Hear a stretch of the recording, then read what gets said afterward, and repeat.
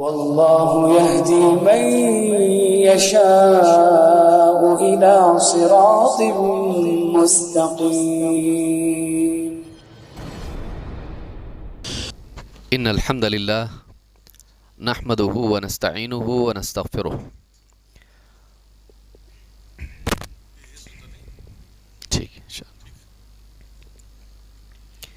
ونعوذ بالله من شرور انفسنا ومن سيئات اعمالنا من يهده الله فلا مضل له ومن يضلل فلا هادي له واشهد ان لا اله الا الله وحده لا شريك له واشهد ان محمدا عبده ورسوله اما بعد فإن خير الحديث كتاب الله وخير الهدي هدي محمد صلى الله عليه وعلى آله وسلم وشر الأمور محدثاتها وكل محدثة بدعة وكل بدعة ضلالة وكل ضلالة في النار.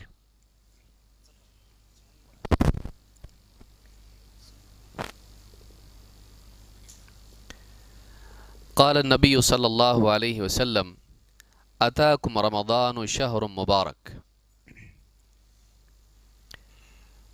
قابل احترام فضیلۃ الشیخ شاہ ولی اللہ حفظہ اللہ، دیگر موقر اہل علم، ذمہ داران، میرے محترم دینی بھائیوں اور قابل احترام اور بہنوں،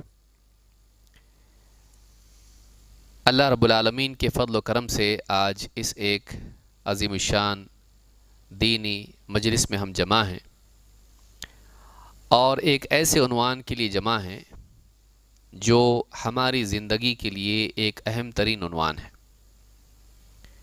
ایک ایسا مہینہ جو برکتوں والا مہینہ ہے، جس میں ایمان کی اور تقوی کی ترقی ہے، جس میں نیکیوں کے دروازے کھول دیے جاتے ہیں، جس میں نہ صرف نیکیوں کے بلکہ جنت کے دروازے کھول دیے جاتے ہیں اور جہنم کے دروازے بند کر دیے جاتے ہیں۔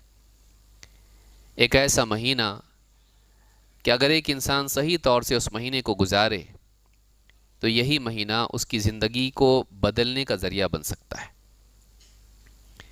لیکن اس کے برعکس اگر اس مہینے کو غلط طور سے گزار کر انسان ضائع کر دے تو یہی چیز اس کے لیے آخرت میں اللہ تعالیٰ کی طرف سے عذاب کا اور دنیا میں وبال کا، مصیبت کا، عذاب کا اور بے دینی کا ذریعہ بن سکتی ہے۔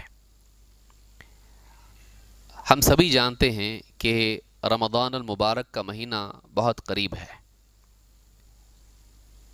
اس مہینے کی تیاری عین مہینے میں داخل ہو کے کرنا نادانی ہے، اور تیاری کے اعتبار سے بھی اکثر لوگوں کے ذہنوں میں کھانا پینا اور لباس یہی چیزیں ہوتی ہیں۔ خواتین اپنے گھر کو صاف ستھرا کرنے کی کوشش کرتی ہیں، کھانے پکانے کے پروگرام بنتے ہیں، سحری میں کیا ہوگا، افطار میں کیا ہوگا، اسی طرح سے کس کی کیا ڈیمانڈ ہے، کس کی کیا ضرورت ہے، بڑے سے لے کے بچوں تک لباس، نئے لباس، جوتے، چپل، زیورات اور قسم قسم کی چیزیں بازار میں جو بڑھ جاتی ہیں، لوگوں کی طلب بھی بڑھ جاتی ہے۔ سبھی خوشی خوشی اپنی ضروریات کو حاصل کرتے ہیں، کوئی منع بھی نہیں ہے، لیکن ساری فکریں انہی چیزوں کے اطراف گھومتی رہتی ہیں۔ ہر دن روزہ آتا ہے، صبح سے شام تک انسان بھوکا رہتا ہے، لیکن فکریں یہی ہوتی ہیں۔ پہلا عشرہ ہوتا ہے، اس میں گھر کے ہر فرد کی فرمائشیں ہوتی ہیں۔ خواتین عام دنوں کے مقابلے میں کچن میں زیادہ وقت گزارتی ہیں، سحری کی تیاری، افطار کی تیاری میں سارا وقت ان کا نکل جاتا ہے۔ مرد اسی فکر میں رہتے ہیں کہ آج کچھ اچھا بنے، نیا بنے، الگ بنے۔ پسند پسند کے کھانے سبھی کھاتے ہیں اور یہ بھی منع نہیں ہے، لیکن اس میں کیا ضائع ہوتا ہے؟ اس میں نیکیاں ضائع ہوتی ہیں۔ ہماری ساری فکر اگر پیٹ کی ہو اور دل کی نہ ہو، اس سے زیادہ بدقسمتی انسان کی کیا ہو سکتی ہے کہ وہ اپنے پیٹ کی، زبان کی لذتوں کے بارے میں، پیٹ کو بھرنے اور لذتیں حاصل کرنے میں اگر اتنے اہم ترین مہینے کو ضائع کرتے ہیں جس میں اس کو ایمان کی لذت چاہیے تھی وہ کھانے کی لذت کے پیچھے گر گیا، جس میں انسان کے لیے ایمان کی ترقی تھی، تقوی کی ترقی تھی، اسی مہینے کو اس نے کیا بنا دیا؟ تجارت کی ترقی کا مہینہ بنا دیا۔ اگر ایسا انسان کرتا ہے تو یہ بڑا ہی بدقسمت انسان ہے۔ اس مہینے کی برکات بلا شبہ مادی اعتبار سے بھی ہیں، تجارتوں کا فروغ، انسان کے کھانے پینے کے اعتبار سے دسترخوان کا وسیع ہونا، نہ صرف اپنا گھر بلکہ پڑوس کے بھی لوگوں کی فکر کرنا اور آپس میں ایک دوسرے کو افطار کے لیے کچھ بھیجنا، یہ اپنی جگہ ایک اچھی چیز ہے۔ کھانے پینے کے اعتبار سے رزق کا معاملہ، اس میں وسعت پیدا ہونا، یہ بری بات نہیں، اچھی بات ہے۔ لیکن انسان کا رزق تو دسترخوان تو وسیع ہو جائے، لیکن انسان کے لیے ایمان کا دسترخوان وسیع نہ ہو، یہ بڑی افسوس کی اور ناکامی کی چیز ہے۔ لہٰذا بہت سارے لوگ جو ہیں رمضان کا مہینہ آتا ہے اس سے پہلے تیار نہیں ہوتے ہیں، ان کے ذہن میں کوئی خاکہ نہیں ہوتا ہے مجھے کرنا کیا ہے، اور یہ مہینہ آتا ہے اور فوراً نکل بھی جاتا ہے۔ پہلا عشرہ جوش میں ہوتا ہے، مسجدیں بھری ہوئی ہوتی ہیں، صفیں کئی صفیں بنتی ہیں، حتیٰ کہ مسجد کے باہر کی جگہ بھی منڈپ ڈال کے اس میں صفیں بنتی ہیں، لوگ آتے ہیں، شریک ہوتے ہیں۔ پھر دوسرے عشرے میں تھوڑا سا اس میں کمی آ جاتی ہے، اور تیسرے عشرے میں سب غائب ہو جاتے ہیں۔ 27ویں شب کے بعد تو کوئی ملتا بھی نہیں ہے، الا ماشاء اللہ لوگ مسجد میں ہوتے ہیں، سارے کے سارے لوگ اپنی تجارت اور اپنی خرید و فروخت میں لگ جاتے ہیں۔ شروع کا ہفتہ بہت اچھا لگتا ہے کیونکہ نئی چیز ہمیشہ اچھی ہوتی ہے، ایک اس کا استعجاب ہوتا ہے کہ نیا، چلو رمضان کا مہینہ 1 سال بعد آیا ہے۔ لیکن پھر جب جیسے جیسے دن گزرتے جاتے ہیں، شروع میں آدمی کہتا ہے 1 روزہ ہوا، 2 روزے ہو گئے، 3 ہو گئے، پھر کچھ دنوں کے بعد آدمی گننے شروع کرتا ہے 10 روزے بچے، اب عید کی تیاری شروع ہو جاتی ہے، 9 رہ گئے، 8 رہ گئے، تو اب الٹی گنتی شروع کرتا ہے کتنا رہ گیا، اور وقت دھیرے دھیرے نکل جاتا ہے۔ اور پھر رمضان کے بعد بیٹھ کے لوگ آپس میں بات کرتے ہیں، ایک دوسرے سے کیا کہتے ہیں، کتنے جلدی نکل گیا نا رمضان کا مہینہ، آئندہ انشاءاللہ اس مہینے میں میں کچھ کر نہیں پایا، ایسے ہی نکل گیا، آئندہ اچھے سے روزے رکھیں گے، اچھے سے گزاریں گے۔ یہ 1 سال کی بات نہیں ہے، ہر سال کا یہ روٹین ہم لوگوں کا بن جاتا ہے۔ وجہ اس کی کیا ہے کہ رمضان سے پہلے ہمارے ذہن میں رمضان کے تعلق سے کوئی خاص خاکہ نہیں ہوتا ہے، کوئی عزم نہیں ہوتا ہے، کوئی ترتیب نہیں ہوتی ہے۔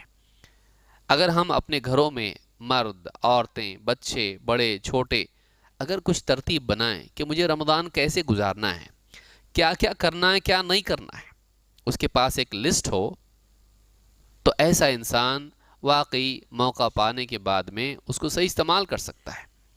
لیکن جس کے ذہن میں کوئی خاکہ نہ ہو، موقع آ کے نکل جاتا ہے اور وہ کچھ کرنے سے رہ جاتا ہے۔ سب سے سعادت مند، عقل مند، کامیاب انسان وہ ہے جو موقع آنے سے پہلے اس کے لیے تیار رہے اور موقع آتے ہی اس سے پورا فائدہ اٹھائے۔ ناکام انسان کون ہے؟ موقع آنے سے پہلے تیار نہ ہو، غفلت میں ہو، موقع آئے لاپرواہی سے موقع کو ضائع کر دے، اور موقع جانے کے بعد میں باتیں کرتا رہ جائے کہ آئندہ میں ایسا کروں گا، چاہتا تھا لیکن کیا کروں، اور معذرت کرتا رہ جائے، ایکسکیوز دیتا رہ جائے، بہانے بناتا رہ جائے، افسوس کرتا رہ جائے۔ افسوس کرنے سے غلطی معاف تو ہو سکتی ہے، لیکن موقع واپس آ سکتا نہیں آ سکتا۔ ایک آدمی جوانی ضائع کر دے، بڑھاپے میں پہنچ جائے، معافی مانگ لے، افسوس کریں، ٹھیک ہے، جوانی کی تقصیر کوتاہی اللہ تعالیٰ معاف تو کر سکتا ہے، لیکن کیا جوانی واپس آ سکتی ہے؟ نہیں۔ تو افسوس کرنے سے گیا ہوا وقت واپس نہیں آتا۔ کتنے لوگ پچھلے رمضان میں تھے، اس رمضان کے لیے نہیں ہیں، کتنے لوگ تھے 2 سالوں میں، آپ دیکھیے کتنے اچھے لوگ دنیا سے چلے گئے۔ کسی نے سوچا تھا، کتنے لوگوں نے سوچا ہوگا کہ ہمارا وقت آ چکا ہے اور اگلا رمضان ہم کو ملنے والا نہیں، یہ رمضان آخری ہے، کتنوں نے سوچا ہوگا؟ بہت کم لوگوں نے۔ کوئی آدمی اپنے بارے میں ایسا نہیں سوچتا کہ شاید میں نہیں رہوں گا، ہر آدمی سوچتا ہے کہ نہیں، ایسا تھوڑی ہوگا، لیکن اچانک موت آتی ہے اور انسان دنیا سے چلا جاتا ہے۔ لہٰذا رمضان کا مہینہ ہمارے لیے ایک تربیت ہے زندگی کا فائدہ اٹھانے کی۔ یہ ہمارے لیے ایک امتحان ہے کہ تو اگر زندگی کے 30 دن پورے صحیح ڈھنگ سے نہیں گزار سکتا ہے تو پھر باقی زندگی تو کیسے صحیح گزارے گا؟ اپنا امتحان ہم کو خود لینا ہے کہ کیا تو اپنی زندگی کے ہر دن کو صحیح ڈھنگ سے گزار سکتا ہے یا نہیں۔ ہمارے لیے خود اپنا امتحان ہے۔ ہم خود دیکھیں، کسی اور کو دیکھنے کی ضرورت کیا ہے؟ ہم خود اپنے آپ کو دیکھیں کہ کامیابی یہ ہے کہ ہر دن صحیح گزاریں۔ تجارت میں ہر آدمی جو ہوٹل پہ بیٹھا ہے، دکان پہ، جوتے چپل کی دکان پہ بیٹھا ہوا ہے، ہر دن اپنا حساب کرتا ہے، کتنا آیا کتنا گیا۔ اس اعتبار سے دیکھتا ہے کہ آج کا دن نفع والا تھا یا نقصان والا، منافع تھا یا گھاٹا تھا۔ ہر تاجر، ہر دکاندار یہ دیکھتا ہے۔ ہم پیسوں کے اعتبار سے دیکھتے ہیں، نیکیوں کے اعتبار سے ہم کتنا دیکھتے ہیں۔ ہر دن ہمارا پروفٹ میں ہونا چاہیے، کوئی دن لاس والا نہیں ہونا چاہیے۔ یہ اچھا تاجر ہے۔ اس اعتبار سے اگر رمضان کا ایک مہینہ ہم تیاری کر لیں اور اپنے آپ کو عادت اس بات کی ڈالیں کہ ہماری نیکیاں زیادہ ہوں گناہوں کے مقابلے میں، بلکہ ہمارے گناہ نہ ہوں، حتی الامکان ہم گناہوں سے بچنے والے ہوں، تو اگر یہ عادت ہم کو ایک مہینے میں پڑ گئی، نیک اعمال کی عادت ہو گئی، کیونکہ ماحول رمضان میں ہوتا ہے اور اچھے ماحول میں نیکی کی عادت ڈالنا آسان ہے۔ بعد کے دنوں میں وہ ماحول کافور ہو جاتا ہے، ختم ہو جاتا ہے، لیکن اس ماحول کے اندر، بعد کے ماحول میں پھر آدمی کے لیے مشکل ہو جاتا ہے کہ وہ نیکیوں کا عادی بن پائے، بہت کوشش زیادہ کرنی پڑتی ہے۔ لہٰذا یہ جو مہینہ ہمارے سامنے آ رہا ہے، اس کو کھانے پینے اور کچن اور کپڑوں کا مہینہ نہ بنائیں۔ اچھا کھائیں، اچھے پہنیں، سب کچھ ٹھیک ٹھاک کریں، لیکن مقصود اس کو نہ بنائیں۔ مقصود اس کو بنائیں کہ یہ مہینہ ہمارے لیے اصلاح اور تربیت کا مہینہ بن جائے۔ ہم رمضان میں داخل ہوں اور رمضان سے باہر نکلیں تو ہم ایک اچھے انسان بن کے باہر نکلیں، ایسا انسان جو اللہ کا صحیح معنوں میں بندہ ہو، عبادات کا عادی ہو، لوگوں کا خیر خواہ ہو اور اللہ کی کتاب سے، اللہ کے دین سے جڑا ہوا انسان ہو۔ اگر یہ انسان کی فکر ہو اور وہ اس نیت کے ساتھ رمضان میں داخل ہو، بہت ممکن ہے کہ اس کی زندگی میں تبدیلی آئے، ورنہ رمضان پہ رمضان آتے چلے جائیں گے اور انسان جیسا کہ ویسا رہے گا، یہاں تک کہ قبر میں چلا جائے گا۔ جس کو رمضان نہ بدلے باقی کیا بدل سکتا ہے؟ بہت مشکل ہے۔ ساری چیزیں، اسباب اس کے لیے ہدایت کے جمع ہوں اور پھر بھی یہ محروم رہے تو پھر کب اس کو ہدایت ملے گی؟ الا یہ کہ اللہ تعالیٰ کسی پر رحم کرے۔ تو یہ مہینہ ہمارے سامنے ہے۔ آج کے اس درس میں، گفتگو میں، ہم اسی مہینے کے تعلق سے دیکھیں گے کہ اس مہینے کی کتنی اہمیت ہے اور اس مہینے میں ہم کو کن اعمال کا اہتمام کرنا چاہیے تاکہ اس مہینے سے ہم بھرپور فائدہ اٹھائیں اور اس مہینے میں ہم دیندار بن کے بقیہ زندگی میں ہم جائیں۔ تو یہ آج کے خصوصی طور پر یہ عنوان ہمارا آج کے اس خطاب کا ہے۔ جو حدیث میں نے ذکر کی ہے، اس حدیث کو امام احمد، نسائی اور امام البیہقی نے شعب الایمان میں روایت کیا ہے۔ اللہ کے رسول صلی اللہ علیہ وسلم فرماتے ہیں، اتاکم رمضان شہر مبارک، تم پر رمضان کا مہینہ آیا ہے، یہ ایک مبارک مہینہ ہے، یہ مہینہ برکتوں والا مہینہ ہے۔ برکت کس کو کہتے ہیں؟ خیر کی زیادتی اور اس کی بقا کو۔ خیر جو اللہ کی طرف سے آتی ہے وہ خوب ہو جائے، کم میں زیادہ ہو جائیں اور وہ خیر باقی رہے۔ رمضان کا مہینہ برکتوں والا ہے کئی اعتبار سے۔ مثال کے طور پر رمضان کے فضائل میں ایک فضیلت یہ ہے کہ اس مہینے کو اللہ تعالیٰ نے قرآن کے نزول کا مہینہ بنایا۔ اس مہینے میں اللہ تعالیٰ نے آسمان دنیا پر قرآن کریم کو نازل کیا ہے۔ اللہ تعالیٰ قرآن کریم میں فرماتا ہے، شہر رمضان الذی انزل فیہ القرآن ھدی للناس وبینات من الھدی والفرقان، سورۃ البقرہ آیت نمبر 185۔ اللہ نے فرمایا کہ رمضان وہ مہینہ ہے جس میں قرآن نازل کیا گیا، جو لوگوں کے لیے ہدایت ہے۔ قرآن لوگوں کے لیے ہدایت ہے۔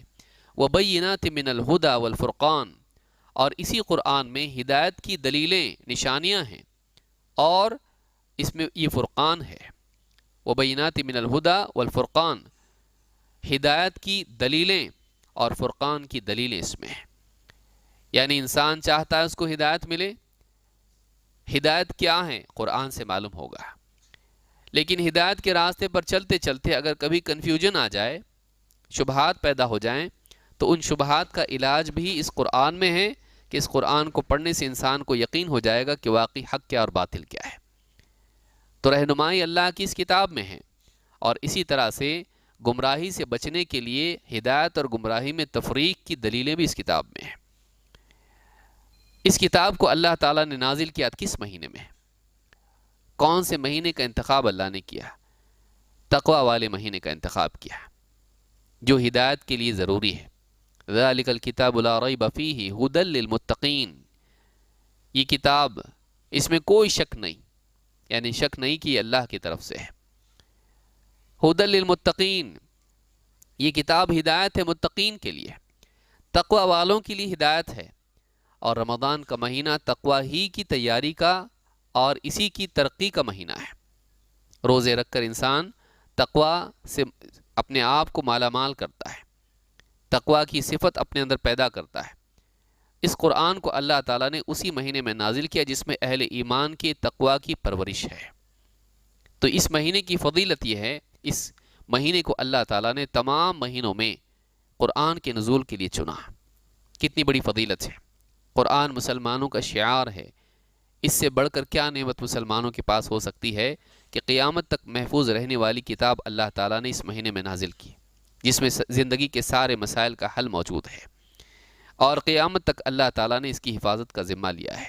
ساری کتابوں کو منسوخ کرنے والی کتاب، جس میں اولین و آخرین کا علم ہے، جو اللہ تعالیٰ نے اپنے نبی امی پر نازل کی، یہ کتاب آج بھی ہمارے پاس ہے، جو آپ صلی اللہ علیہ وسلم کا سب سے بڑا معجزہ ہے، ایسی چیز جس کی بنیاد پر لوگ مسلمان ہوں گے۔ تو یہ مہینہ قرآن کی نزول کا مہینہ ہے۔ اسی طرح سے رمضان کا مہینہ کفارہ سیئات کا مہینہ ہے، گناہوں کا کفارہ اس مہینے میں ہوتا ہے۔ کفارہ کس کو کہتے ہیں؟ مٹانے کو۔ اللہ تعالیٰ بندوں کے گناہوں کو مٹاتا ہے اس مہینے میں۔ اللہ کے نبی صلی اللہ علیہ وسلم فرماتے ہیں، الصلوات الخمس، 5 نمازیں، والجمعۃ الی الجمعۃ، ایک جمعہ دوسرے جمعہ تک، ورمضان الی رمضان، اور ایک رمضان سے دوسرے رمضان تک، یہ سارا وقت جو ہوتا ہے، یہ جو فاصلہ ہوتا ہے، یہ اعمال ہوتے ہیں مکفرات ما بینہن اذا اجتنب الکبائر۔ ایک نماز سے، یعنی 5 نمازیں، اور اسی طرح سے ایک جمعہ سے دوسرا جمعہ، اور اسی طرح سے ایک رمضان سے دوسرا رمضان، درمیان میں ہونے والے گناہوں کا کفارہ بن جاتا ہے۔ اللہ تعالیٰ ان سے گناہوں کو کیا کرتا ہے؟ مٹاتا ہے۔ شرط یہ ہے کہ آدمی نماز صحیح پڑھے، جمعہ صحیح سے ادا کریں، رمضان ٹھیک سے رمضان میں اعمال کرے، رمضان ٹھیک سے گزارے۔ اگر یہ کرے گا تو اس کے لیے گناہوں سے یہ رمضان کفارہ بن جاتا ہے۔ اس حدیث کو امام مسلم نے روایت کیا ہے۔ اسی طرح سے رمضان کے مہینے کی فضیلت یہ ہے کہ اللہ تعالیٰ انسان کی ہدایت کا دشمن شیطان، ان کو قید کر دیتا ہے اسی مہینے میں، تاکہ بندے اللہ کی عبادت ٹھیک سے کر پائیں، انہیں پریشانی نہ ہو۔ اللہ کے نبی صلی اللہ علیہ وسلم فرماتے ہیں، اذا کان اول لیلۃ من رمضان، جب رمضان کی پہلی رات ہوتی ہے، پہلی رات رمضان کی، صفدت الشیاطین مردۃ الجن، شیاطین میں سے سرکش جنات کو قید کر دیا جاتا ہے، ان کو زنجیریں پہنائی جاتی ہیں۔ وغلقت ابواب النار، اور جہنم کے دروازوں کو تالا لگا دیا جاتا ہے، بند کر دیے جاتے ہیں۔ فلم یفتح منہا باب، ان میں سے ایک بھی دروازہ جہنم کے دروازوں میں سے کھولا نہیں جاتا ہے۔ وفتحت ابواب الجنان فلم یغلق منہا باب، اور جنت کے سارے دروازے کھول دیے جاتے ہیں، اور ایک بھی باب، ایک بھی دروازہ ان میں سے بند نہیں رکھا جاتا جنت کے دروازوں میں سے۔ ونادى مناد، اور اللہ کی طرف سے ایک پکارنے والا پکارتا ہے، یا باغی الخیر اقبل ویا باغی الشر اقصر، اے خیر کا ارادہ کرنے والے آگے بڑھ، آگے بڑھ، اور اے شر کا ارادہ کرنے والے رک جا، رک جا۔ یہ اعلان اللہ کی طرف سے ہوتا ہے۔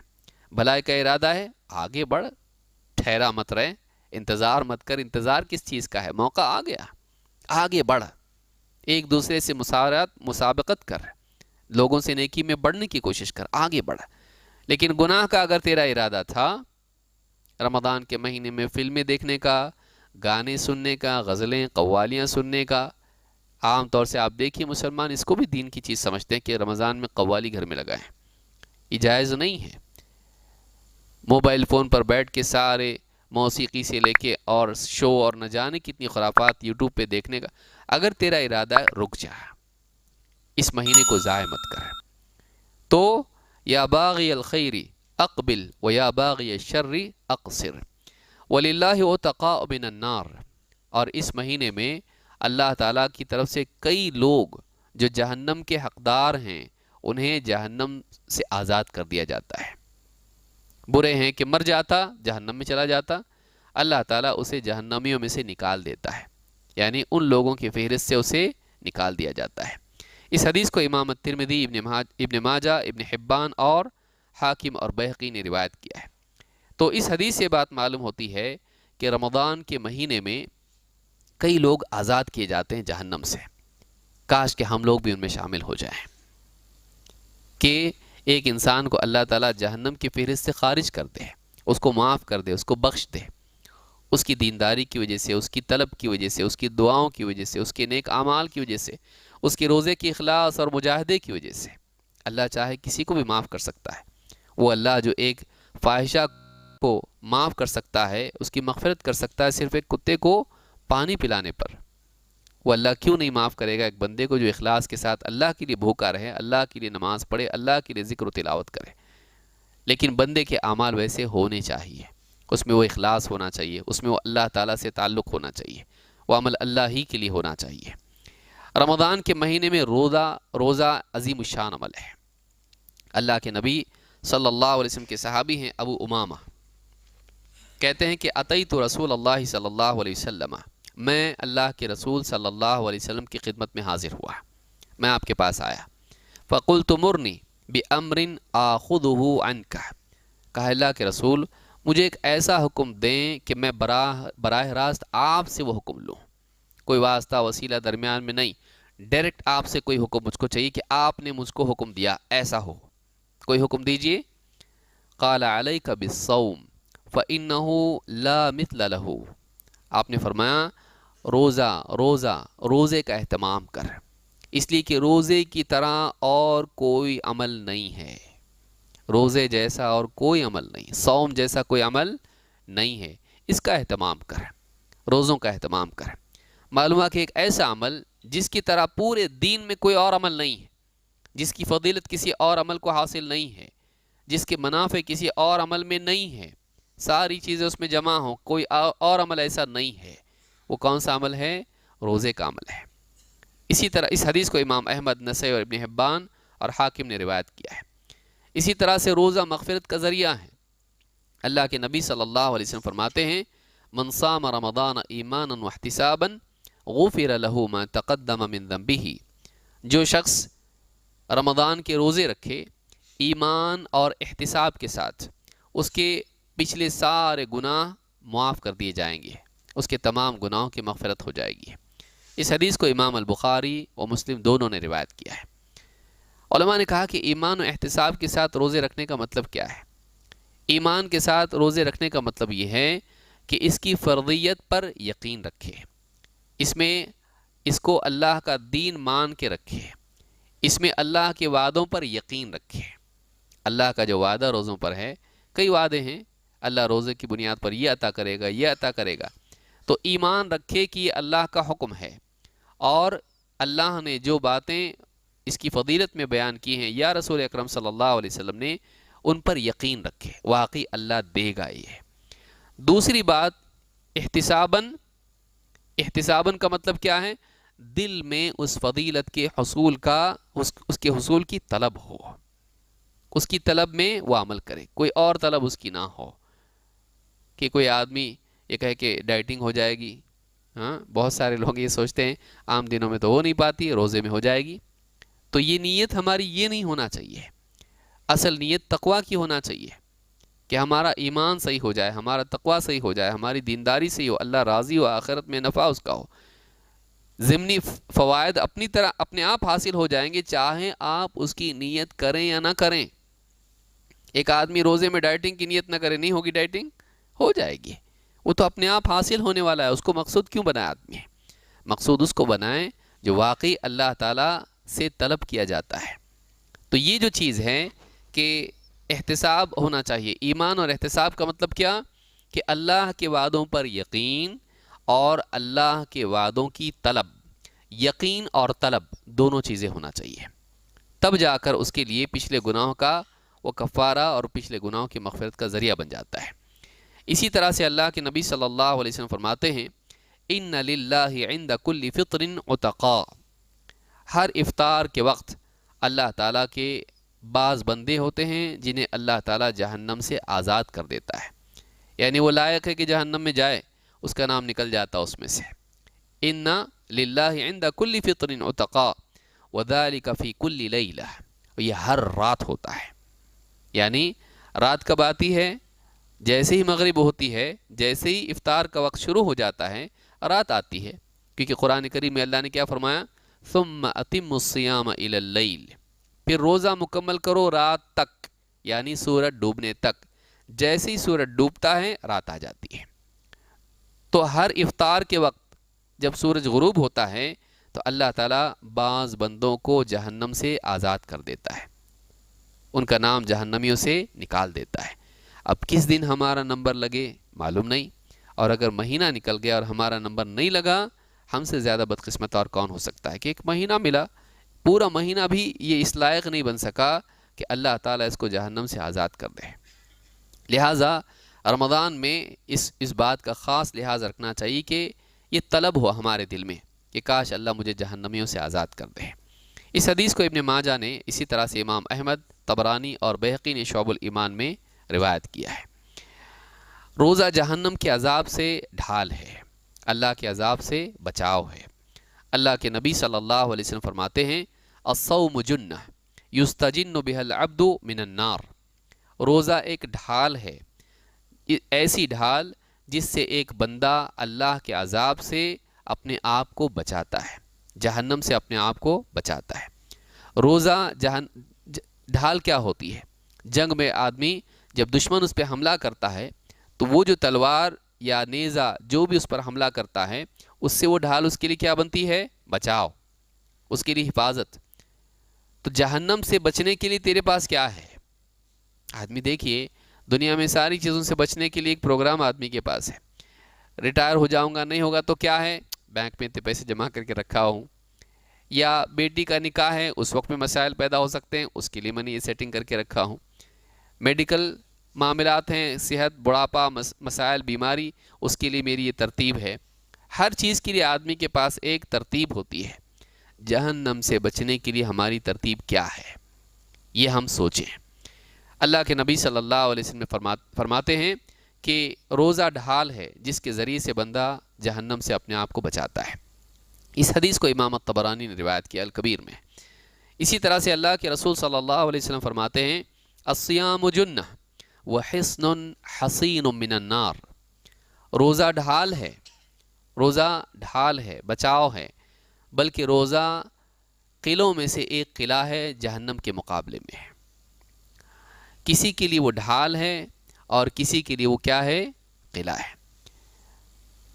کوئی آدمی بہت اچھے سے، اب دیکھیے ڈھال سے کیا ہوتا ہے؟ دشمن سے آدمی سامنے سے محفوظ ہوتا ہے لیکن پیچھے سے حملہ ہو سکتا ہے، لیکن جب قلعے میں وہ ہوتا ہے تو چاروں طرف سے محفوظ ہوتا ہے۔ تو کسی آدمی کا روزہ بس ڈھال کی طرح ہوتا ہے، اور کوئی آدمی اگر اور بھی اچھے سے روزہ رکھے تو اس کے لیے ایسا ہو جاتا ہے جیسے ایک انسان قلعے کے اندر محفوظ ہے، پھر کہیں سے بھی حملہ کرو یہ محفوظ ہے۔ شیطان ہے، نفس ہے، اسی طرح سے اور بھی برائیاں ہیں، سماج کا بگاڑ ہے، آدمی ان برائیوں سے محفوظ ہو جاتا ہے اور نتیجے میں جہنم سے محفوظ ہو جاتا ہے۔ تو اس حدیث سے معلوم ہوتا ہے کہ روزہ اگر انسان واقعی اچھے طریقے سے رکھے تو وہ اس کے لیے قلعے کی طرح ہو جاتا ہے جو اس کو جہنم سے بچانے کا ذریعہ بنتا ہے۔ امام احمد نے اور امام البہقی نے اس کو روایت کیا ہے، امام البہقی نے شعب الایمان میں یہ حدیث نقل کی ہے۔ بلکہ روزہ انسان کی قلبی بیماریوں کا علاج ہے، دل کی بیماری، اور دل کے لیے سب سے بڑی نعمت تقویٰ ہے۔ روزہ تقویٰ کا ذریعہ ہے۔ اللہ رب العالمین نے مقصود اصلی اس کو بتایا روزے کے تعلق سے۔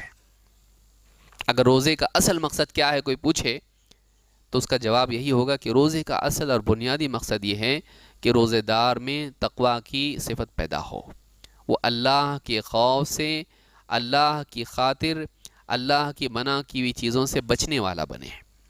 اللہ تعالیٰ قرآن کریم میں فرماتا ہے یا ایھا الذین آمنوا کتب علیکم الصیام کما کتب علی الذین من قبلکم لعلکم تتقون، اے ایمان والو تم پر روزے فرض کر دیے گئے ویسے ہی جیسے تم سے پہلوں پر بھی فرض کیے گئے تھے۔ کیوں فرض کیے گئے؟ لعلکم تتقون، تاکہ تم تقوی شعار بن جاؤ، تمہارے اندر تقوی پیدا ہو۔ معلوم ہے کہ روزے کا مقصد کیا ہے؟ تقوی۔ تقوی کیسے؟ ایک انسان بھوک لگی، سامنے کھانا ہے، روزہ ہے، یاد آتا ہے روزہ نہیں توڑنا ہے مجھ کو، اس لیے آدمی کھانے سے رک جاتا ہے۔ پیاس لگی، سامنے پانی ہے، لیکن گرمی کے باوجود اور اندر سے نفس کی طلب کے باوجود وہ اپنے ہاتھ روک لیتا ہے، پانی نہیں پیتا ہے، چاہے کوئی دیکھنے والا نہ ہو۔ کوئی دیکھنے والا نہ بھی ہو تو وہ پھر بھی نہیں پیتا ہے۔ کیوں؟ اس لیے کہ وہ بولتا میرا روزہ ٹوٹ جائے گا۔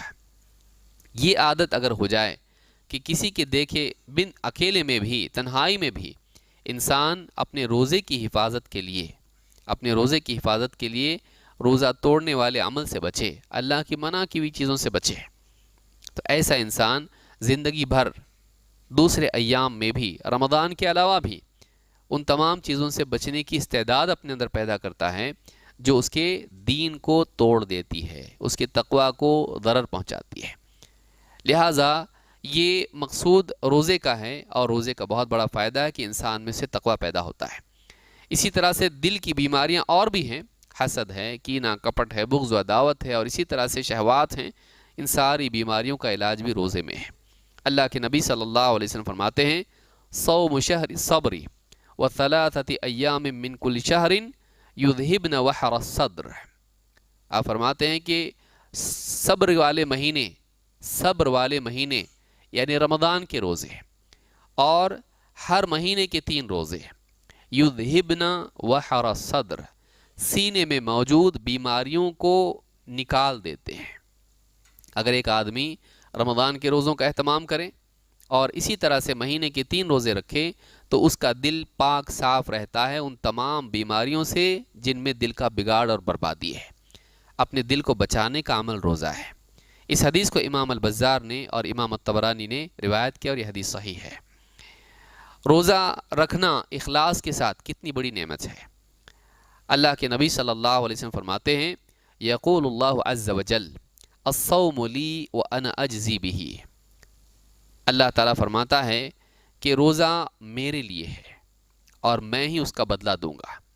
یدع شہوتہ واکلہ وشربہ من اجلی، بندہ میری خاطر اپنا کھانا پینا اور اپنی شہوت چھوڑتا ہے۔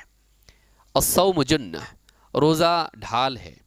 وللصائم فرحتان، اور روزے دار کے لیے 2 خوشیاں ہیں، فرحۃ حین یفطر و فرحۃ حین یلقی ربہ، ایک خوشی اس وقت جب وہ افطار کرتا ہے، اور دوسری خوشی اس وقت جب وہ اپنے رب سے ملاقات کرے گا قیامت کے دن۔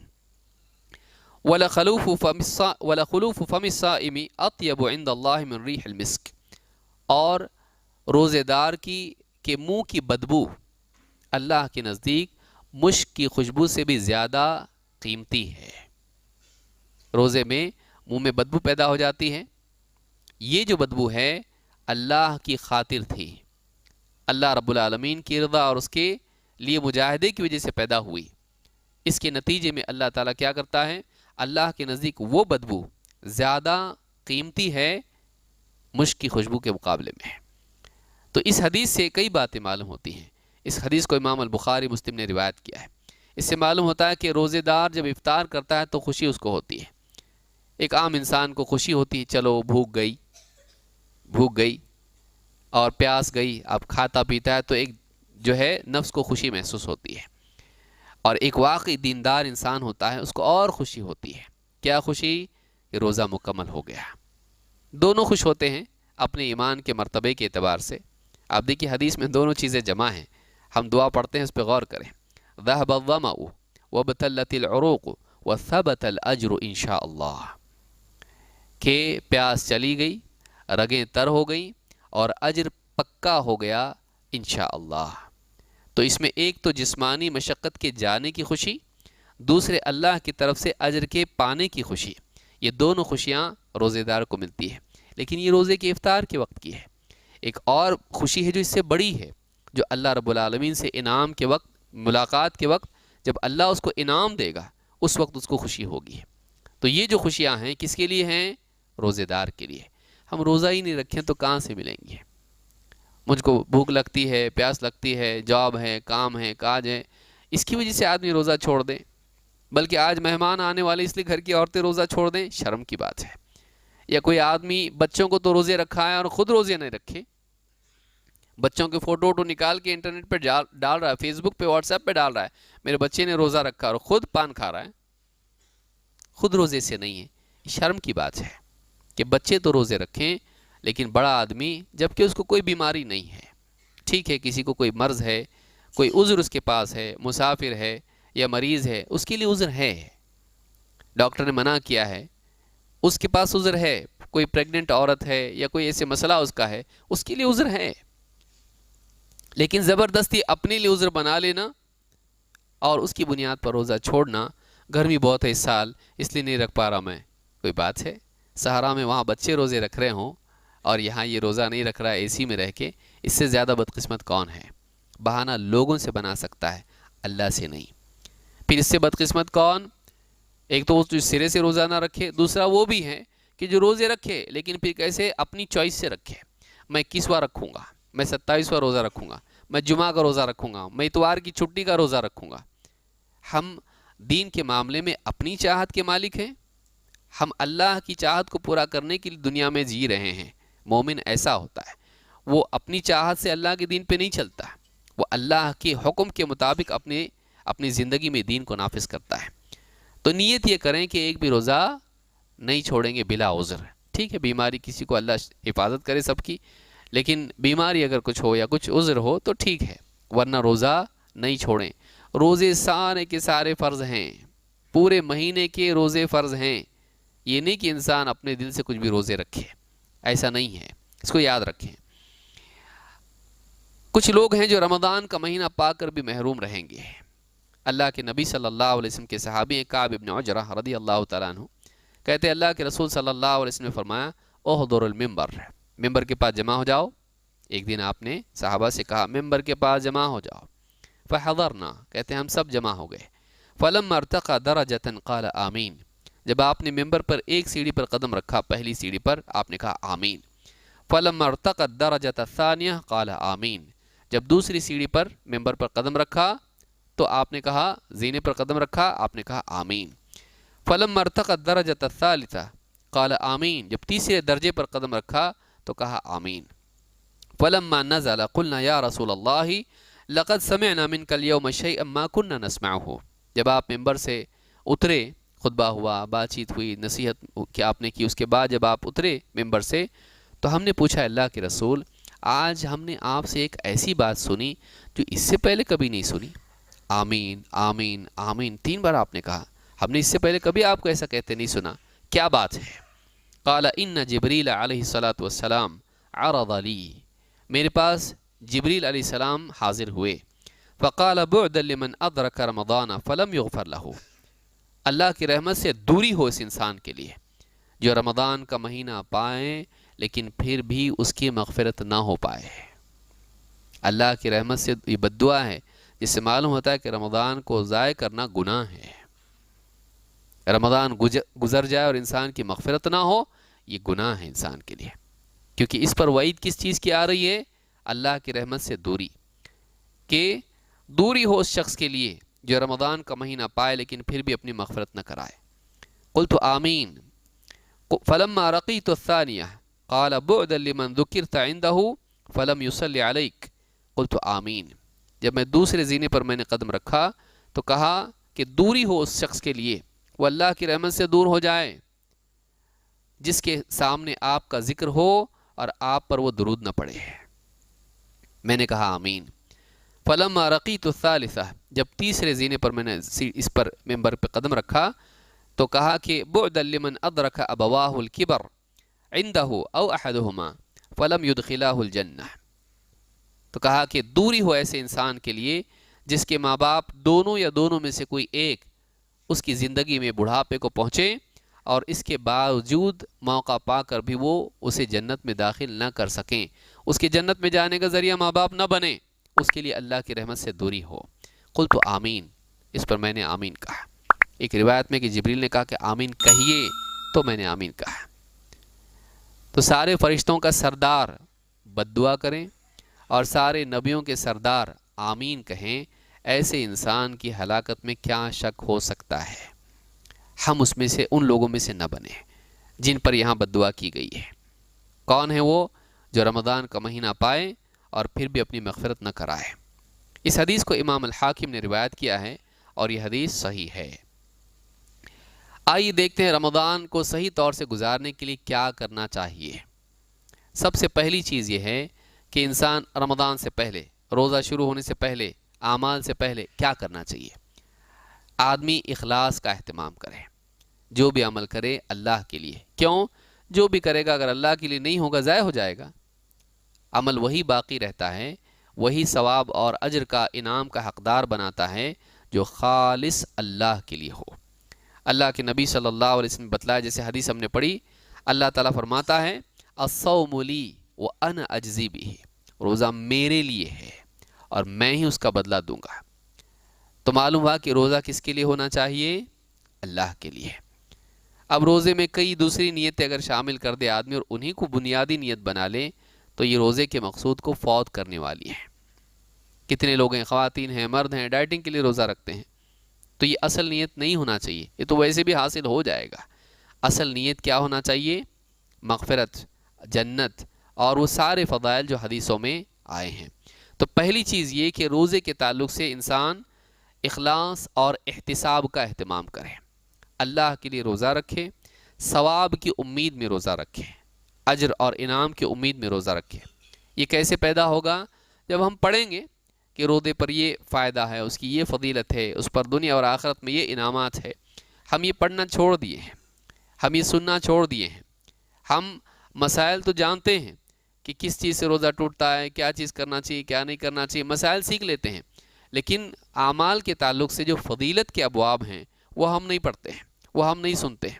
اس کا نتیجہ یہ ہوتا ہے کہ ہمارا عمل کھوکھلا بن کر رہ جاتا ہے، ہمارے عمل میں وہ قوت نہیں ہوتی ہے، اس کے اندر وہ کیفیات ہم کو نصیب نہیں ہوتی ہیں، بس روٹین اور مشین کے طور پر ہمارا عمل ہو جاتا ہے۔ اہل علم نے موٹی موٹی کتابیں لکھی ہیں۔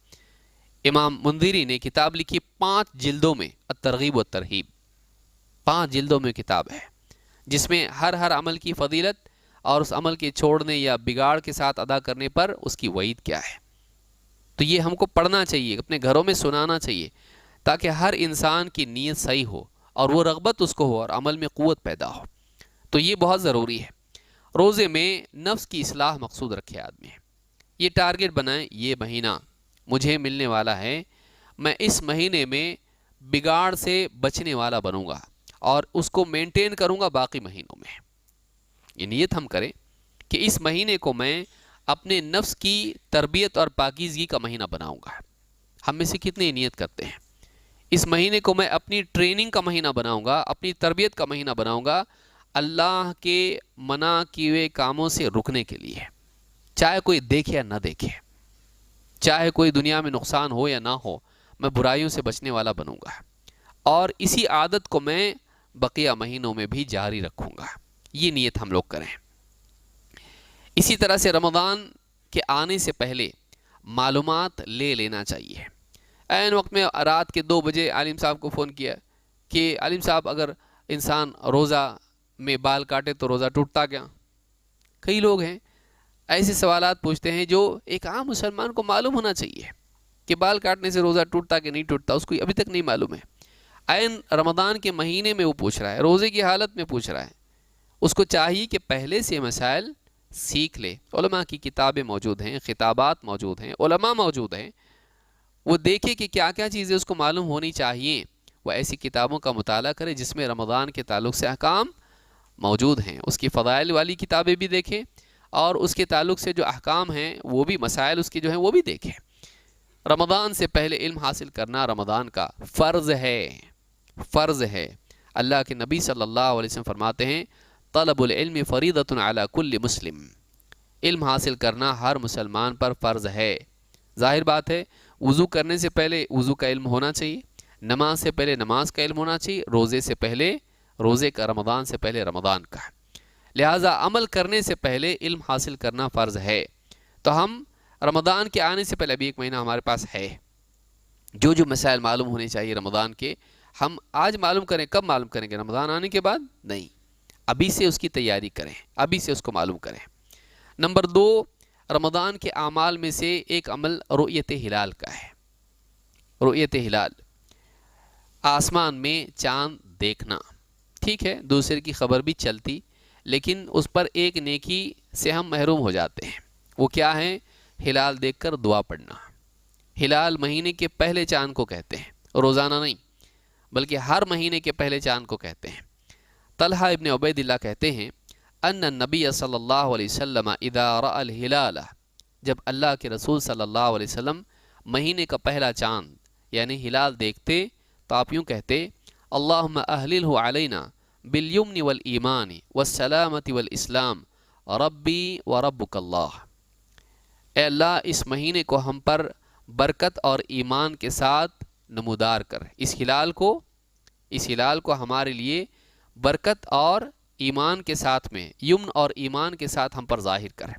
والسلامت والاسلام، اور سلامتی کے ساتھ اور اسلام تیری فرمانبرداری کے ساتھ اس کو ہم پر ظاہر کر. ربی وربک اللہ، تیرا میرا رب بھی اور تیرا رب بھی اللہ ہی ہے. بعض روایات میں اللہم اہلہ علینا کے الفاظ بھی آئے ہیں، وہ بھی صحیح ہے. اگر کسی نے ویسے یاد کیا ہے وہ بھی ٹھیک ہے، اس میں کوئی حرج نہیں ہے. تو دونوں طرح سے یہ روایت حدیث کی کتابوں میں آئی ہے. اس حدیث کو امام احمد، ترمذی اور حاکم نے روایت کیا ہے. بعض روایتوں میں بالامن والایمان بھی آیا ہے، تو یہ بھی ٹھیک ہے، یہ بھی روایت صحیح ہے. اس میں جس نے جیسے یاد کیا وہ اس کو پڑھیں، لیکن ہلال دیکھ کر یہ دعا پڑھنا یہ سنت ہے. تو جو بہت سارے لوگ جو ہیں چاند دیکھتی چاند مبارک شروع کر دیتے ہیں اور یہ دعا نہیں پڑھتے ہیں. کتنی بڑی نیکی ہے جو انسان کو مہینے میں ایک ہی بار نصیب ہوتی ہے. اور ویسے بھی لوگ سال بھر تو چاند دیکھتے بھی نہیں ہیں، عین عید ہی کے لیے یا اسی طرح سے روزے کے لیے، رمضان کے لیے چاند دیکھتے ہیں. یہ دعا پڑھیں، اس دعا کا اہتمام کریں. اس میں بہت بڑی یعنی خیر کی طلب ہے کہ اس مہینے کو ہمارے لیے برکت والا بنا، ایمان کی ترقی کا ذریعہ بنا، سارے شرور سے سلامتی کا ذریعہ بنا، اور اسی طرح سے ہم اللہ کے فرما بردار بن جائیں، اسلام پر عمل کرنے والے بن جائیں. اس مہینے کو ایسا مہینہ ہمارے لیے بنا جو آدمی یہ پڑھے اور وہ قبول ہو جائے تو اس کا مہینہ کتنا خیر و برکت والا اور دین و ایمان والا ہوگا. اس کے لیے یہ ساری چیزیں اس میں آ جاتی ہیں. ایسی عمدہ دعا یہ ہے. تیسری چیز جو اس مہینے میں جس کا اہتمام کرنا چاہیے وہ قیام رمضان ہے. تراویح جس کو ہم کہتے ہیں، قیام اللیل جس کو کہتے ہیں، قیام رمضان جس کو کہتے ہیں، اس کا اہتمام کرنا. صرف پہلے 10 دن میں نہیں بلکہ پورے مہینے میں. کچھ لوگ جوش میں آ جاتے ہیں شروع میں، پھر دھیرے دھیرے یعنی کسی نہ کسی بہانے سے وہ قیام اللیل کو چھوڑ دیتے ہیں. بہت سارے چور دروازے اس میں ہیں، 4 رکعت پڑھ کے جاتے گھر پہ، بقیہ 4 جو ہے آخری رات میں پڑھوں گا. کائے کا اٹھتا ہے، عین وقت پہ بھی اٹھاتی ہے، سحری کے وقت میں اٹھو جی جلدی ورنہ وقت چلا جائے گا، اب اس کے بعد نہیں اٹھاؤں گی. پھر اٹھتا ہے کسی طرح سے سحری کے ڈر سے، سحری چلی جائے گی. اور پھر نماز کہاں گئی اس کی؟ 4 رکعتیں چلی گئی اس کی. پوری نماز آدمی پڑھے امام کے ساتھ میں، یہ زیادہ افضل ہے، بہتر ہے. اللہ کے نبی صلی اللہ علیہ وسلم فرماتے ہیں من قام رمضان ایمانا واحتسابا غفر له ما تقدم من ذنبه. جو رمضان میں یعنی قیام کرے ایمان و احتساب کے ساتھ، اس پر جو وعدہ ہے اس کے یقین اور اس کی طلب کے ساتھ اس کے پچھلے تمام گناہ معاف کر دیے جائیں گے. امام البخاری مسلم دونوں نے اس کو روایت کیا ہے. بلکہ ایک روایت ہے جس کو دھیان سے سننا چاہیے. اللہ کے نبی صلی اللہ علیہ وسلم فرماتے ہیں انہو من قام مع الامام حتی ینصرف، وہ انسان جو امام کے ساتھ قیام اللیل کرے یہاں تک کہ امام فارغ ہو، کتب لہ قیام لیلۃ، اسے بقیہ پوری رات قیام اللیل کا ثواب ملتا ہے۔ کس کو؟ وہ جو شروع سے اخیر تک امام کے ساتھ تراویح کے ختم ہونے تک شریک رہے۔ جو بیچ میں سے جاتا ہے اس کو نہیں ملتا۔ پوری رات قیام اللیل کا ثواب کس کو ملتا ہے؟ جو امام کے ساتھ پوری نماز میں، نماز سے فارغ ہونے تک شریک رہے۔ تو اگر ایسا پورے قیام اللیل میں رہنا، پورے قیام اللیل میں شریک رہنا، بیچ میں سے نہیں جانا، بغیر عذر کے نہیں جانا، کسی کا عذر ہے تو اور بات ہے، لیکن بغیر عذر کے نہیں جانا، تو جو آدمی ایسا کرتا ہے اس کو بقیہ پوری رات کا ثواب ملتا ہے۔ 1 گھنٹہ تراویح مشکل سے پڑھ لیا، باقی پوری رات ثواب ملے گا عبادت کا۔ کس بنا پر؟ کہ امام کے ساتھ اخیر تک وہ شریک تھا، وتر پڑھنے تک پورا تھا۔ تو یہ اہتمام ہم لوگ کو کرنا چاہیے۔ بعض اوقات دیکھنے میں آتا ہے کہ لوگ باہر کھڑے ہوتے ہیں اور مسجد میں تراویح چل رہی ہوتی ہے۔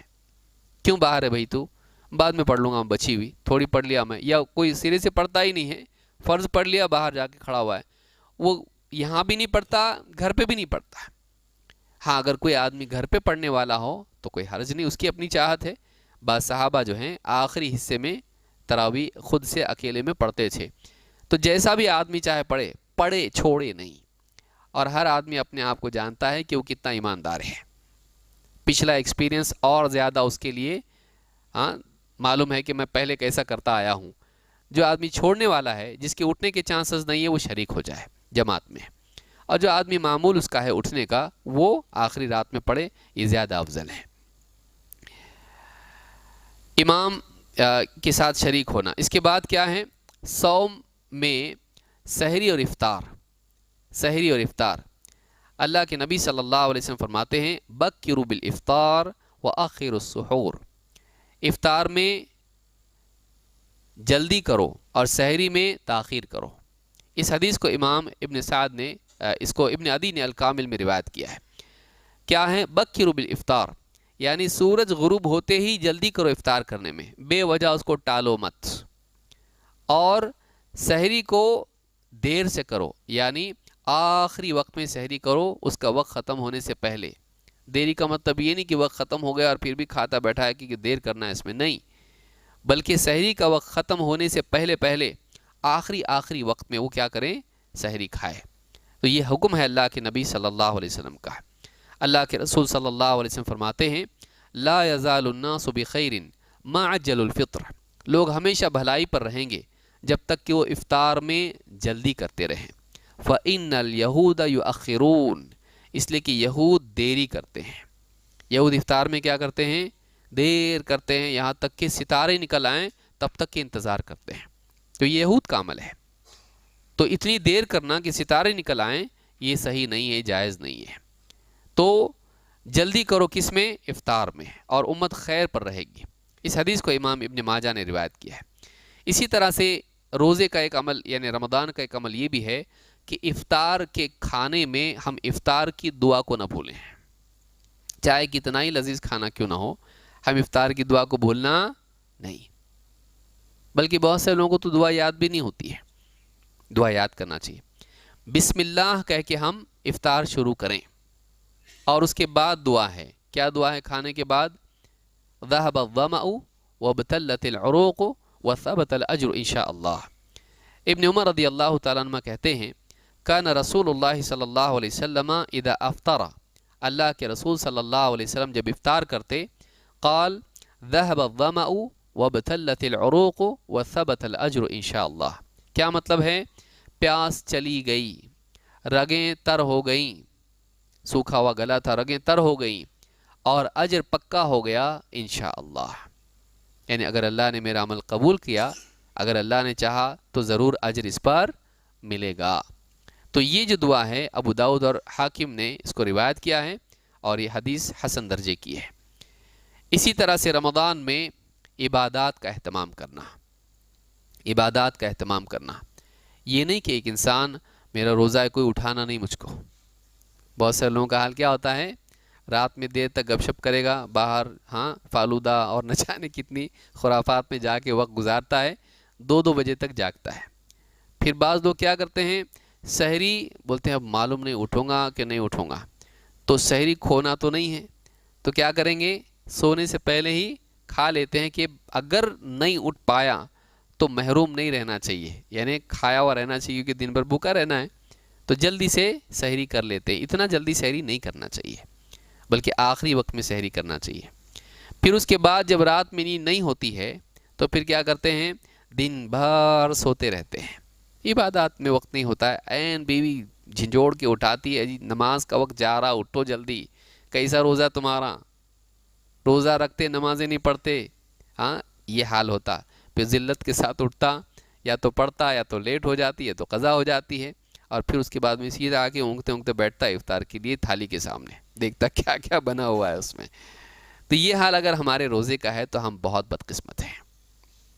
یہ مہینہ، ایک مہینہ واپس ملے گا کہ نہیں معلوم نہیں، ایک ایک لمحہ اس کا قیمتی ہے، اس کو ہم نیکیوں سے بھر دیں، اس کو ہم نیکیوں سے بھر دیں۔ اللہ کے نبی صلی اللہ علیہ وسلم نے ہم کو بہت سارے اعمال بتائے جو رمضان میں کرنے چاہیے، روزے کی حالت میں خاص طور سے۔ آپ فرماتے ہیں ثلاث دعوات مستجابات، 3 دعائیں ضرور ضرور ضرور قبول ہوتی ہیں، 3 دعائیں قبول ہوتی ہیں، یعنی 3 لوگوں کی دعائیں قبول ہوتی ہیں، دعوت الصائم و دعوت المظلوم و دعوت المسافر، روزے دار کی دعا، مظلوم کی دعا، مسافر کی دعا ضرور قبول ہوتی ہے۔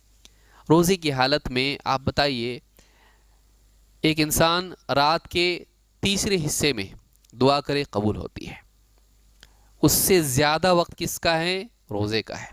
سحری سے لے کے افطار تک کا جو وقت ہے وہ پورا کا پورا وقت اس کو اللہ نے دیا، جتنی چاہے دعا کر قبول ہوگی۔ کتنی دعا کرتے ہیں ہم لوگ، سوچئے۔ بعض لوگ عین افطار کے پہلے آگے بڑھ جاتے دعا کرنے کے لیے، اس کو خاص کرنا دعا کے لیے ٹھیک نہیں ہے۔ ہاں انسان اس اعتبار سے دعا کرے کہ پورا دن، پورا روزے کی حالت دعا کے لیے ہے تو اس میں کوئی حرج نہیں، لیکن بعض لوگ یہ سمجھتے ہیں کہ خاص افطار کے وقت دعا کرنا چاہیے۔ خاص افطار کے وقت دعا کرنے کی کوئی حدیث صحیح نہیں ہے، البتہ روزے دار کی دعا قبول ہوتی ہے، یہ حدیث صحیح ہے۔ تو پورا دن آدمی جب موقع ملے دعا کرے، جب بھی اس کو موقع ملے اللہ سے دعا کرے، اپنے لیے، اپنے گھر والوں کے لیے، مسلمانوں کے لیے، اپنی معاش کے لیے، اپنی معاد کے لیے، آخرت کے لیے دعا کریں، اپنی اولاد کے لیے دعا کریں۔ تو یہ انسان وقت اس طرح سے گزارے کہ دعائیں اللہ سے کرے۔ یہ مہینہ مانگنے کا ہے، اللہ دیتا ہے، یہ اسی لیے تو بتایا جا رہا ہے کہ ہم مانگیں اللہ تعالیٰ سے۔ تو روزے دار کی دعا قبول ہوتی ہے، اس حدیث کو امام البیہقی نے شعب الایمان میں روایت کیا ہے۔ اسی طرح سے رمضان کے اعمال میں سے ایک ہے، عبادات میں سے تلاوت قرآن، اس کا خاص اہتمام کرنا چاہیے۔ یہ نہیں کہ پہلے 2-3 دن میں 4-5 پارے پڑھ لیے، اس کے بعد میں جو چھوڑ دیے تو اگلے سال نمبر آئے گا، نہیں، بلکہ اپنا ایک بجٹ رکھے، اپنا ایک مقدار رکھے کہ مجھ کو کتنا روزانہ پڑھنا ہے، پھر دن کے مختلف اوقات میں مجھ کو کون کون سی نماز کے آس پاس پڑھنا ہے۔ 4 حصے مان لیجئے آپ نے کر دیے، فجر کے بعد پارا پڑھوں گا، پھر ظہر کے پہلے جلدی جا کے مسجد میں نماز پڑھنے سے پہلے وقت زیادہ ہوتا ہے اذان کے بعد، اس میں پڑھ لوں گا، پھر افطار سے پہلے وقت ملتا ہے، تھالی کو گھورتے رکھنے میں کچھ رکھا نہیں ہے، اس سے اچھا ہے کہ قرآن میں اپنی نگاہ رکھ کے اس کو پڑھیں۔ پھر رات میں جب سب ہو جائے گا، تراویح سے آؤں گا، بیٹھوں گا فرصت سے، سونے سے پہلے تھوڑا سا پڑھ لوں گا۔ 4 اوقات اگر کر لے، پاؤ پارا پڑھ، ایک دن میں کتنا ہو جاتا، 1 پارا ہو جاتا، پورے مہینے میں پورا قرآن ختم۔ پھر اپنے حساب سے جیسے اوقات ہو سکتے ہیں اس کے، آفس میں بیٹھا ہوا ہے، کچھ کام نہیں ہے کر رہا، دکان پہ بیٹھا ہوا پڑھ رہا ہے، پڑھ سکتا ہے آدمی، نہیں پڑھ سکتا ایسا نہیں، جتنا واٹس ایپ پڑھتا ہے اگر قرآن اتنا پڑھے تو ایک قرآن مہینے میں ختم ہو جائے۔ کتنا پڑھتے ہیں ہم واٹس ایپ، چھوڑتے کوئی میسج، کیا مجال ہے کہ کوئی میسج رہ جائے ہم سے، لیکن قرآن ہم نہیں پڑھتے۔ لوگوں کے میسج پڑھ رہے ہیں، اللہ کا میسج کہاں سے پڑھ رہے ہیں، قرآن اللہ کا پیغام ہے، اس کو کتنا پڑھ رہے ہیں ہم۔ رمضان کا مہینہ قرآن کا مہینہ ہے، اللہ کے نبی صلی اللہ علیہ وسلم خود جبریل کے ساتھ قرآن کا یعنی دورہ کیا کرتے تھے۔ اللہ کے رسول صلی اللہ علیہ وسلم فرماتے ہیں، ان جبریل کان یعارضنی القرآن کل سنۃ مرۃ، جبریل ہر سال میرے ساتھ ایک قرآن کا دور کرتے تھے۔ وَإِنَّهُ عَارَضَنِي الْعَامَ مَرَّتَيْن، اور اس سال جبریل نے 2 مرتبہ میرے ساتھ قرآن کا دور کیا ہے۔ وَلَا أُرَاهُ إِلَّا حَضَرَ أَجَلِي، مجھے ایسا لگتا ہے کہ میرا وقت آ گیا ہے، موت کا وقت آ گیا ہے۔ اس حدیث کو امام البخاری مسلم دونوں نے روایت کیا ہے۔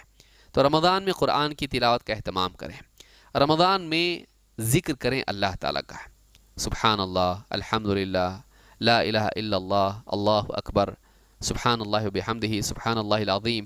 کئی اذکار ہیں، استغفار ہے، اور نہ جانے کتنے اذکار حدیثوں میں آئے ہیں، ان کا اہتمام کریں۔ یا جو موقت اذکار ہیں، نیند سے بیدار ہونے کا ذکر، اسی طرح سے سوتے وقت کا ذکر، اور کھانے سے پہلے سحری یا افطار، کھانے سے پہلے، کھانے کے بعد کا ذکر، بسم اللہ بول کے کھائے، کھانے کے بعد کی دعائیں، کپڑے پہننے، جو بھی موقت اذکار ہیں، ایک مقصد بنائیں کہ اس مہینے میں میں اتنے اذکار جو بھی ہیں سب کروں گا، پابند بنوں گا، تاکہ سال بھر اس کی عادت ہو جائے۔ ہر دن اس کا اہتمام کریں، ہر دن محاسبہ کریں اپنا، کتنا کیا میں نے۔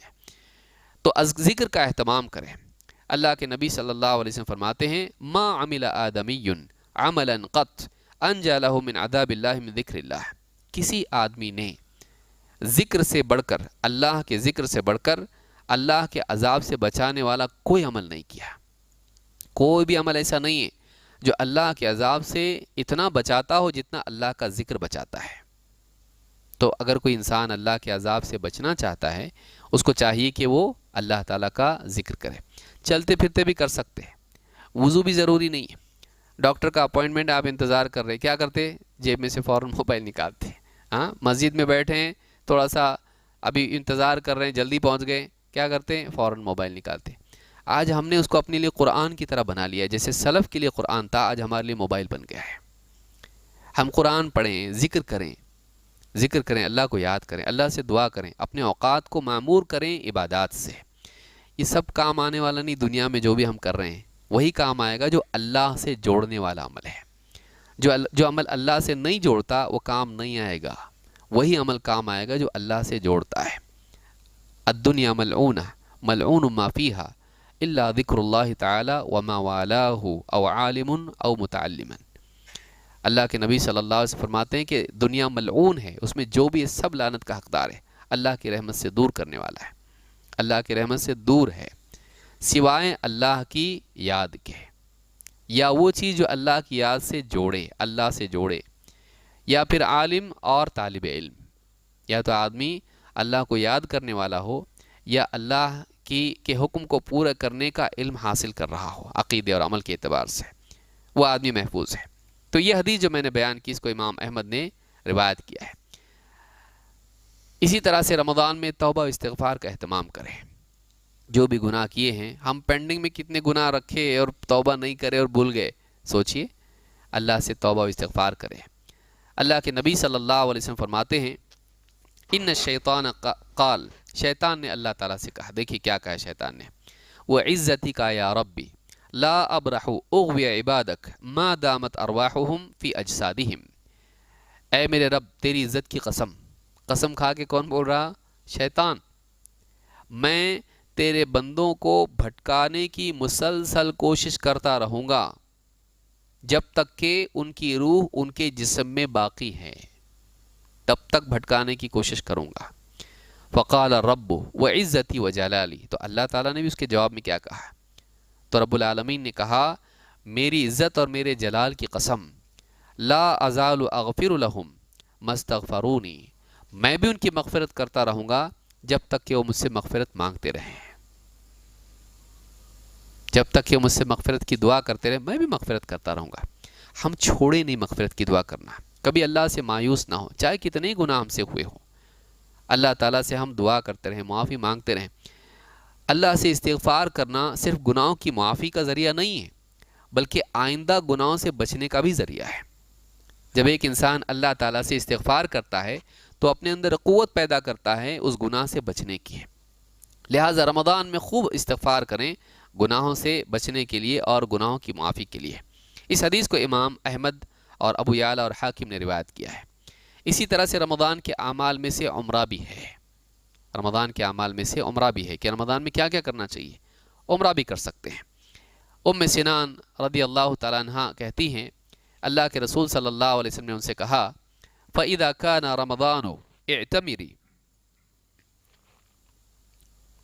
جب رمضان کا مہینہ آئے تو تم عمرہ کرنا رمضان کے مہینے میں۔ فَإِنَّ عُمْرَةً فِي رَمَضَانَ حَجَّةً، اس لیے کہ رمضان کے مہینے میں عمرہ کرنا حج کی طرح ہے، حج کے برابر ہے۔ بلکہ ایک روایت میں آپ نے فرمایا فَإِنَّ عُمْرَةً فِي رَمَضَانَ تَقْضِي حَجَّةً مَعِي، اس لیے کہ رمضان میں کیا جانے والا عمرہ ایسا ہے جیسے کوئی انسان میرے ساتھ حج کرے، اللہ کے نبی صلی اللہ علیہ وسلم کے ساتھ حج کرنے کی طرح رمضان کا عمرہ ہے۔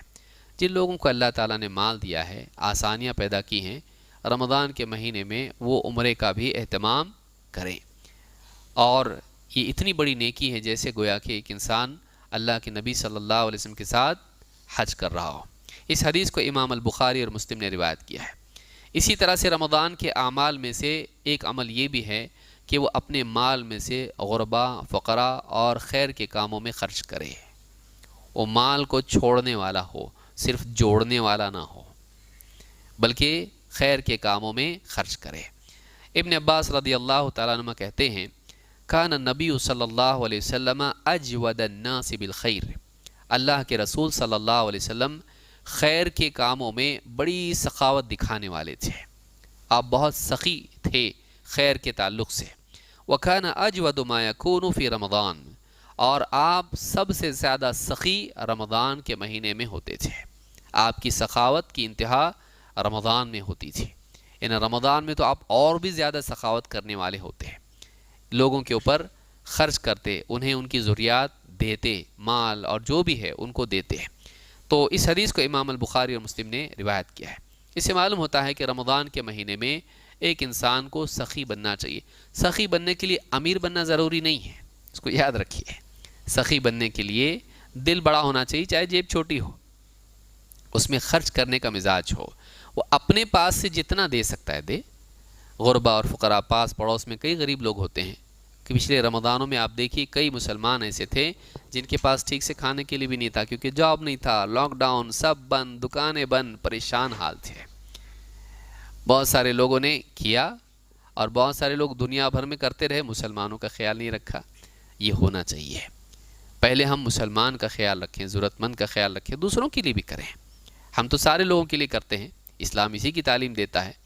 تو مسلمان کا خیال رکھنا، خاص طور سے رمضان میں۔ کئی لوگ ایسے ہوتے ہیں کہ اس مہینے میں تنخواہ ان کی کافی نہیں ہوتی ہے، سحری، افطار، کھانے پینے یہ وہ کر نہیں پاتے۔ پاس پڑوس میں دوسرے لوگ تو اچھا اچھا کھا رہے ہیں، یہ بیچارے وہی سوکھا روکھا کھاتے رہتے ہیں، کوئی دھیان نہیں دیتا، لوگ اپنے اپنے میں مگن رہتے ہیں۔ ایسے آدمی ان کا بھی خیال رکھے، ان کا بھی خیال رکھے۔ اسی طرح سے اس میں ایک عمل یہ بھی ہے سخاوت کے اعتبار سے کہ ہم روزے دار کو افطار کرائیں۔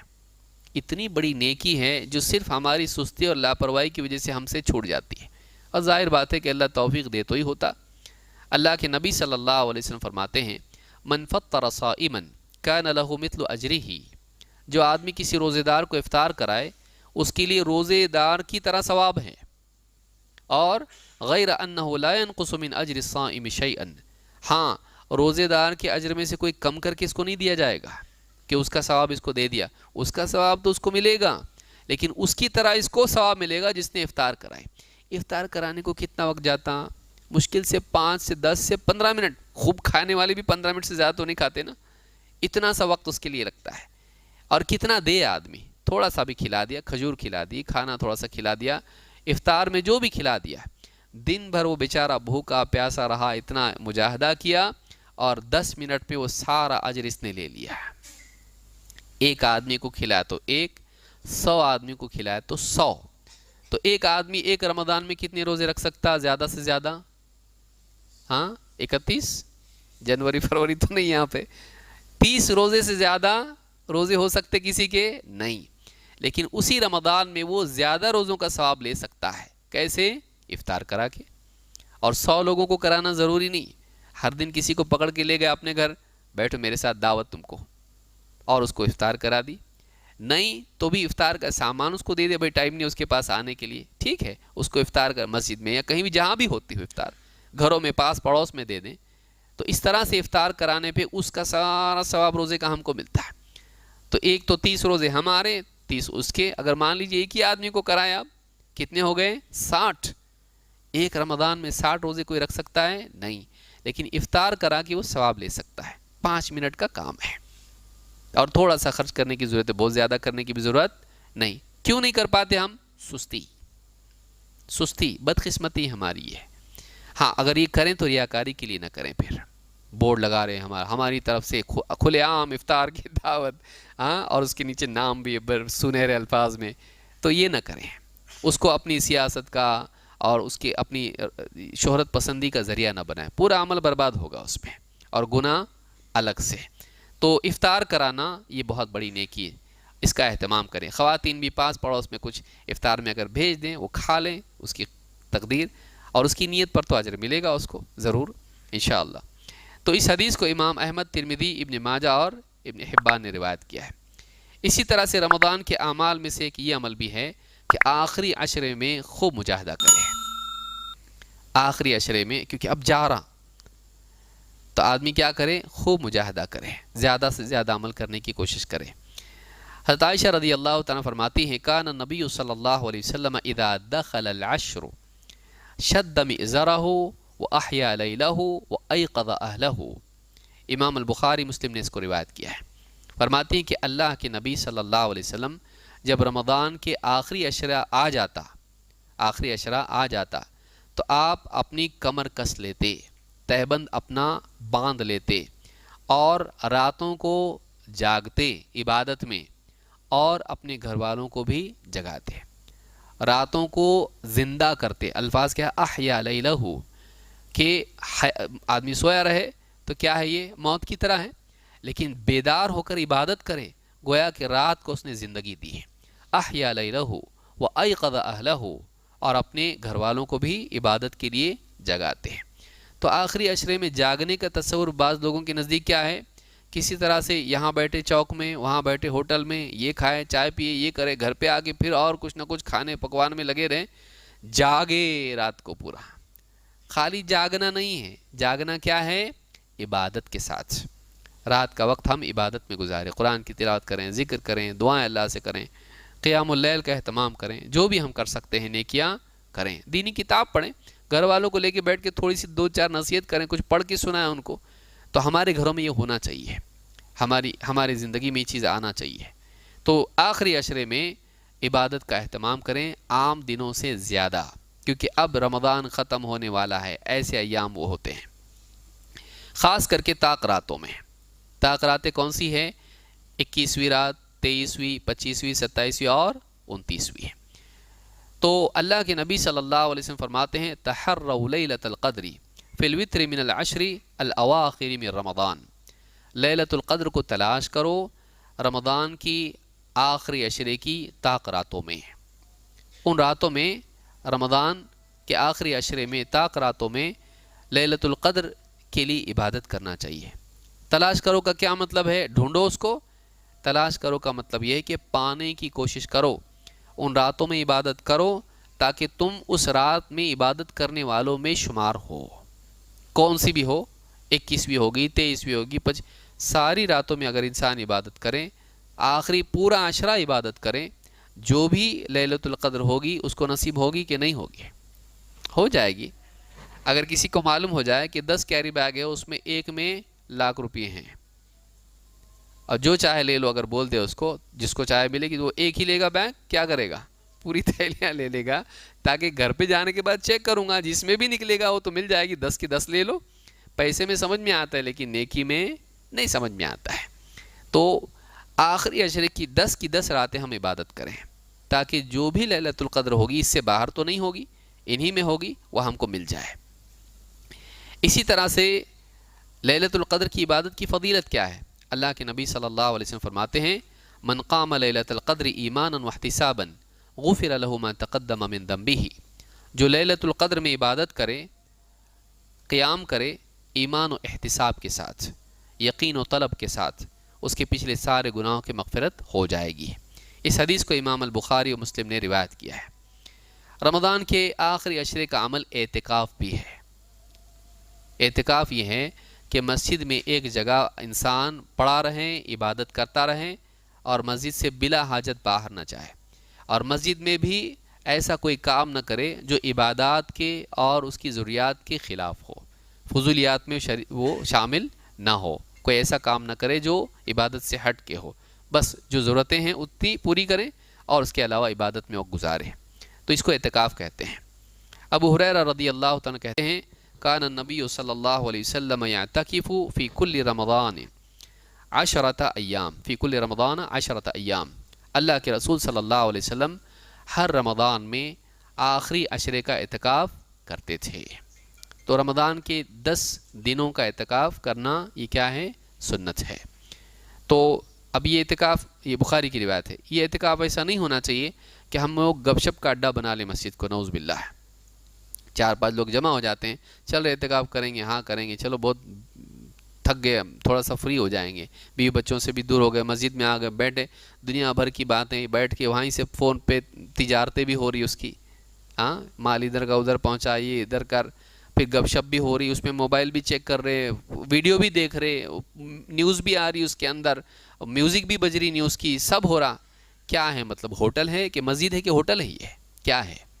مسجد کا احترام کرنا چاہیے۔ مسجد میں کوئی ایسی چیز نہیں ہو جو مسجد کے مقصد کے خلاف ہو، مسجد کے مقصد کے خلاف کوئی چیز مسجد میں نہیں ہونا چاہیے۔ تو رمضان کے آخری عشرے میں اعتکاف کریں۔ لیلۃ القدر اگر محسوس ہو کہ آج ہے تو آدمی دعا کرے۔ کیا دعا کریں؟ عائشہ رضی اللہ تعالیٰ فرماتی ہیں قلت یا رسول اللہ ارأیت ان علمت ای لیلۃ لیلۃ القدر ما اقول فیہا، کہ اللہ کے رسول اگر مجھے معلوم ہو جائے کہ فلاں رات لیلۃ القدر ہے، میں کیا دعا کروں، اس میں کیا کہوں؟ قال قولی اللہم انک عفو تحب العفو فاعف عنی، کہا کہ یوں کہو کہ اے اللہ تو انک عفو، تو بڑا معاف کرنے والا ہے، تحب العفو، معاف کرنے کو پسند کرتا ہے، فاعف عنی، تو اے اللہ مجھے بھی معاف کر دے، مجھے بھی معاف کر دے۔ علماء نے کہا اس سے معلوم ہوتا ہے کہ مومن کی اصل فکر یہ ہوتی ہے کہ اللہ کا حکم پورا کرنے میں جو کوتاہی ہوئی اللہ اس کو معاف کر دے تو بھی بس، کہ عبادات کرتے ہوئے ایک انسان اس احساس کے ساتھ جیے کہ جو کوتاہی مجھ سے ہوئی ہے اللہ تعالیٰ اس کو معاف کر دے۔ اس حدیث کو امام ترمذی، ابن ماجہ اور حاکم نے روایت کیا ہے۔ عید سے پہلے کچھ اعمال ہیں ان کا اہتمام کرنا چاہیے۔ آخر میں کچھ باتیں کہہ کے میں اپنی بات ختم کر رہا ہوں۔ ایک ہے صدقۃ الفطر، وہ عید کی نماز میں یاد نہیں آنا چاہیے۔ بہت سارے لوگوں کو کیا ہوتا ہے، عید کی اللہ اکبر زائد تکبیرات میں یاد ہو رہی میں صدقہ فطر نہیں دیا، فطرہ نہیں دیا، پھر بعد میں دیتا ہے۔ کچھ عین وقت پہ عید کی نماز کے لیے جا رہا، یاد آتا تو کسی طرح سے پیسے دے کے جان چھڑا لیتا، کسی کو بھی دیتا، لائق ہے نہیں ہے، یہ نہیں ہونا چاہیے۔ 2-3 دن پہلے بھی آپ دے سکتے ہیں، کوئی مسئلہ نہیں ہے۔ تو صدقۃ الفطر کے دینے کا اہتمام انسان کرے، عید کی نماز یا عید کی تیاری میں وہ رہ نہ جائے۔ اللہ کے نبی صلی اللہ علیہ وسلم فرماتے ہیں زکوٰۃ الفطر طہرۃ للصائم من اللغو والرفث، فطرہ یا زکوٰۃ الفطر روزے دار کے لیے پاکیزگی کا ذریعہ ہے، فضولیات سے، لغو کاموں سے، بیہودہ کاموں سے اور بے حیائی کے کاموں سے۔ وطعمۃ للمساکین، اور مساکین کے لیے یہ کھانا ہے، غذا ہے۔ من اداہا قبل الصلاۃ فہی زکوٰۃ مقبولہ، جو آدمی عید کی نماز سے پہلے فطرہ ادا کر دے تو اس کی طرف سے یہ مقبول زکوٰۃ ہے۔ ومن اداہا بعد الصلاۃ فہی صدقۃ من الصدقات، اور جو آدمی عید کی نماز کے بعد فطرہ دیں تو بس یہ عام صدقہ ہے، فطرہ دینا اس سے یعنی فطرے کا ثواب اس کو ملے گا نہیں، وہ عام صدقوں کے برابر ہو جائے گا۔ اس حدیث کو امام دارقطنی نے اور بہقی نے روایت کیا ہے۔ تو یہ کچھ کام تھے، وقت ہو گیا ہم لوگوں کا، یہ کچھ کام ہیں جو رمضان میں ہم کو جن کا اہتمام کرنا چاہیے۔ آخری چیز جو یہ ہے کہ کن چیزوں سے ہم کو بچنا چاہیے۔ کچھ کام ایسے بھی ہیں کہ جو کرے تو آدمی رمضان اس کا خراب ہوتا ہے، وہ کون سے کام ہیں؟ نمبر اس میں ایک چیز کیا ہے، جھوٹ اور باطل سے بچنا، ایسے کاموں سے بچنا جو شریعت کے اعتبار سے باطل ہیں، غلط ہیں، حرام ہیں، ممنوع ہیں۔ اللہ کے نبی صلی اللہ علیہ وسلم فرماتے ہیں من لم يدع قول الزور والعمل به والجهل فليس لله حاجة ان يدع طعامه وشرابه۔ امام البخاری نے اس روایت کو، اس حدیث کو نقل کیا ہے۔ اللہ کے رسول صلی اللہ علیہ وسلم فرماتے ہیں من لم يدع قول الزور، جو آدمی جھوٹی بات کو نہ چھوڑے اور والعمل به، اور جھوٹ پر عمل نہ چھوڑے، باطل پر عمل نہ چھوڑے، والجہل، اور جہالت والی حرکتیں نہ چھوڑے، جھوٹ نہ چھوڑے اور باطل عمل نہ چھوڑے اور جہالت والی حرکتیں نہ چھوڑے، فلیس للہ حاجۃ ان یدع طعامہ و شرابہ، تو اللہ کو اس کی کوئی حاجت نہیں ہے کہ وہ اللہ کے لیے اپنا کھانا پینا چھوڑے۔ تو اس کا کھانا پینا چھوڑنا اصل مقصود تھوڑی ہے، برائیاں چھوڑنا اصل مقصود ہے۔ یہ روزہ رکھ کے برائیاں کر رہا ہے تو کیا فائدہ پھر؟ اصل تو مقصود یہ تھا کہ وہ برائیوں سے بچے، کھانا پینا چھڑانا تو اس کو برائیاں چھوڑنے کی پریکٹس کے لیے تھا، لیکن یہ کھانا پینا تو چھوڑ رہا ہے لیکن گناہ نہیں چھوڑ رہا۔ اللہ کو ایسے کھانے پینے چھوڑنے کی کوئی ضرورت نہیں ہے، اللہ کو کوئی حاجت نہیں تیرے بھوکے رہنے کی۔ لہٰذا اس حدیث سے بات معلوم ہوتی ہے کہ روزے میں انسان کو جہالت والی حرکتیں نہیں کرنا چاہیے، روزے میں آدمی کو غلط باتیں نہیں کرنا چاہیے، روزے میں آدمی کو غلط حرکتوں سے، غلط اعمال سے، برائیوں سے بچنا چاہیے، خاص کر کے روزے میں جھگڑوں سے بچنا چاہیے، کیونکہ پیٹ میں جب بھٹی میں آگ ہوتی ہے تو یہاں پہ اس کا حرارت محسوس ہوتی ہے، تو بہت سارے لوگ روزہ رکھ کے مسجد میں آ کے جھگڑے شروع کر دیتے ہیں، بات چھوٹی چھوٹی بات سے، وضو خانے سے، لائٹ سے، پنکھے سے، کچھ اور چھوٹی چھوٹی باتوں پہ جھگڑے ہوتے ہیں۔ رمضان کے مہینے کو صبر والا مہینہ کہا گیا ہے، جھگڑوں والا نہیں بنایا اس کو، صبر کریں۔ اللہ کے نبی صلی اللہ علیہ وسلم فرماتے ہیں اذا اصبح احدکم یوما صائما، تم میں سے جب کوئی آدمی روزہ دار ہو اس حال میں صبح کریں، فلا یرفث ولا یجہل، وہ بے حیائی کا کوئی کام نہ کرے، جہالت کی کوئی حرکت نہ کرے، فإن امرؤ شاتمہ او قاتلہ، اگر کوئی دوسرا آدمی اس کو گالی دیں، اس سے جھگڑا کریں، تو فلیقل انی صائم انی صائم، تو وہ کیا کریں؟ وہ جواب میں کہے میں روزے دار ہوں، میں روزے دار ہوں۔ اس حدیث کو امام بخاری مسلم دونوں نے روایت کیا ہے، یعنی کوئی دوسرا، خود تو لڑے ہی نہیں، دوسرا آ کے اس سے لڑتا ہے تو کیا کریں؟ بھائی میں تو روزے دار ہوں بھائی، تو اپنے آپ کو تو کم سے کم یاد دلائے اور اس کو بھی، تاکہ وہ رک جائے کہ بھائی جانے تو روزے دار ہے، کائے کو لڑنے کا، تو غصے میں اگر بھول بھی گئے تو اس کو یاد آئے، اور اگر اس کو یاد نہیں آیا تو کم سے کم کس کے لیے ریمائنڈر، وہ اپنے لیے، اپنا روزہ لڑ کے جھگڑے کر کے خراب نہ کریں۔ بعض اوقات دیکھیے گھر میں چھوٹی سی چیز پہ جھگڑا ہو جاتا ہے، بیوی کو فلاں چیز افطار میں پکانے کے لیے کہا تھا، بھول گئی، دوسرا کچھ پکا دی، اب اتنا غصہ ہو جاتا ہے کہ جیسے اس کی دنیا لٹ گئی، آل فال جو چاہے بکے گا، بچوں کی بھی پٹائی کرے گا اور توڑ پھوڑ بھی کر دے گا، کھانا اٹھا کے پھینک بھی دے گا، یہ پکاتی ہے، اس طرح کی باتیں۔ تو صبر سیکھنا چاہیے تھا، صبر ہی نہیں سیکھا، فائدہ کیا تیرے روزے سے؟ بے صبرا بن گیا، غصہ اتنا کہ اتنا سب تعلقات خراب کر لیے۔ نہیں، آدمی صبر کرے۔ اسی طرح سے یعنی بے حیائی سے بچے روزے میں، اور بے حیائی کا سب سے آسان ذریعہ کیا ہے؟ جس کو آدمی خرید کے لاتا ہے اور خود اس کا غلام بن جاتا ہے۔ کون سی چیز ہے وہ؟ کوئی غلام ایسا آپ نے دیکھا ہے جس کو انسان خرید کے لائے اور پھر خود اس کا غلام بن جائے؟ موبائل فون، موبائل فون کہ جب بھی ہے اس کے ہاتھ میں ہے۔ روزے میں ٹائم پاس کے لیے اور اچھا ذریعہ کیا ہے؟ بیٹھا ہوا اس کے اوپر گیم کھیل رہا، ویڈیو گیم کھیلتے بیٹھے، کچھ لوگ مسجد میں کھیل رہے ہیں، کچھ لوگ ہیں بستر پر لیٹے، ایک کے بعد ایک سوائپ کرتے جا رہے اس کے اندر، اور ساری دنیا بھر کی ساری خبریں یوٹیوب سے لے کے ٹک ٹاک بنا کے بھیج رہے اس کے اوپر، آج میرا روزہ الحمدللہ ایسا رہا۔ مرد تو مرد، عورتیں بھی شرم آنی چاہیے۔ مسلمان عورت پردے والی ہوتی ہے، وہ بے پردہ لوگوں کے سامنے نہیں آتی، وہ بہت عزت دار عورت ہوتی ہے۔ مسلمان عورتیں دوسری عورتوں کی طرح نہ بنیں، اپنی عزت کی حفاظت کریں، ماڈرن بنیں اپنی ٹیکنالوجی میں، لیکن ماڈرن کلچر میں نہیں بنیں۔ دوسرے جو ہیں جانوروں کی طرح جینے والوں کے پیچھے ہم کو نہیں چلنا ہے، ہم کو صحابیات کو دیکھ کے چلنا ہے، ہم کو نیک اللہ والوں کو دیکھ کے چلنا ہے۔ مسلمان خواتین اس سے بچیں۔ آج میں یہ کھانا پکا رہی ہوں دیکھو بول کے پورا ٹک ٹاک میں پورا بتا رہی افطار کی تیاری کیسے کرنا، اور پھر شروع میں الحمدللہ، آخر میں ماشاءاللہ۔ اس سے کیا ہونے والا؟ تمہارا گناہ کم ہونے والا؟ نہیں کرے اس طرح کی بے پردگی نہیں۔ اور مسلمان مرد بھی ہیڈ فون لگا کے دیکھ رہا، معلوم نہیں پڑنا کسی کو، اتنا شریف آدمی کیا کیا رستے نکالتا آدمی دیکھو، تو یہ بھی نہیں ہونا چاہیے۔ ایک آدمی اسی مذاق سے ہم کو بولا کہ دادا جان اپنے پوتے سے بولے بیٹا رات میں جب بھی میں تجھ کو دیکھتا ہوں تیری بلینکٹ سے مجھ کو نور نکلتا دکھائی دیتا ہے، ایسا کیا عمل تیرا ہے ایسا کیا عمل تو کرتا کہ تیری جو ہے اوڑھ کے سوتا اندر سے نور نکلتا. وہ بیچارے ان کو کیا معلوم ہے، وہ تو نمبر والا دبا کے بٹن والا فون استعمال کرتے، اس کا نور موبائل کا نور ہے، وہ اوڑھ کے اندر فلمیں دیکھتا ہے، یہ نور آ رہا ہے وہ باہر. نہیں کرے ایسا تو اپنے وقت کو ضائع نہ کریں. روزے میں کیا ہے، حدیث میں اللہ تعالیٰ کیا فرماتا ہے، یدعو، میرا بندہ کیا ہے، میری خاطر اپنی شہوت کو چھوڑتا ہے. بے حیائی کا کام ہم لوگ روزے کی حالت میں نہ کریں. روزہ قیامت کے دن سفارش کرے گا.